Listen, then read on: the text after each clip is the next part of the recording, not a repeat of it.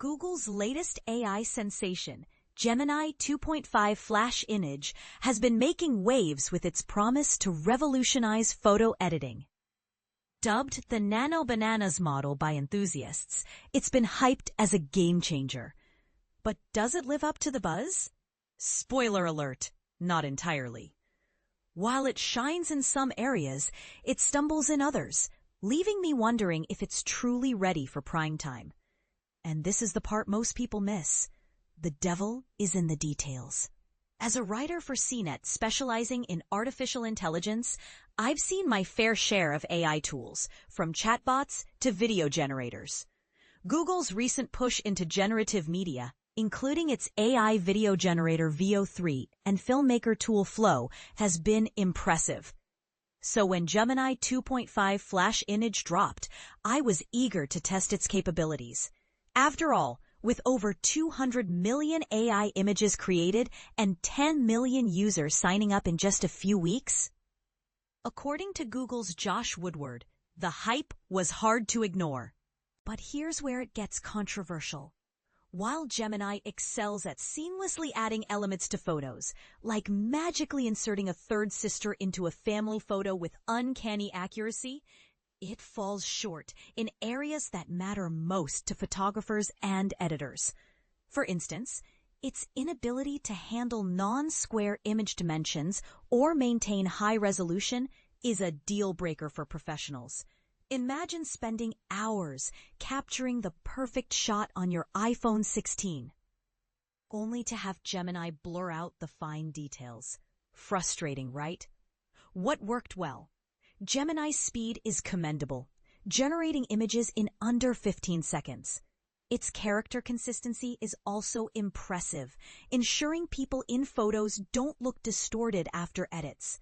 Plus, the built-in watermarking is a step in the right direction for AI transparency, even if the sparkles emoji feels overused.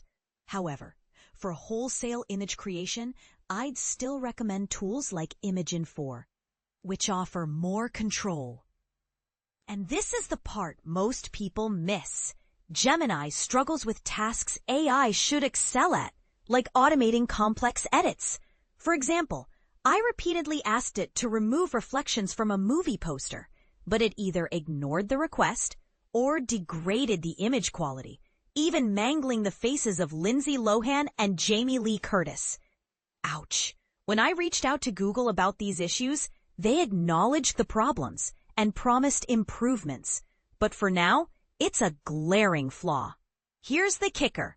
Gemini's focus seems to be on generating new elements rather than refining existing ones. This makes it a fun tool for casual users looking to make quick, dramatic changes, but leaves professionals wanting more. For precise edits, you're better off waiting for Google's next update or exploring other software. Controversial take, is Google prioritizing flashy features over functionality? While Gemini's advancements are impressive, its limitations suggest a rushed release. What do you think? Is this the future of AI photo editing, or does it need more time in the oven? If you're curious to try Gemini, it's free to use with premium features starting at $20 a month. Just remember, while it's great for adding a third sister to your family photo, don't expect it to fix complex issues yet. And always keep privacy in mind.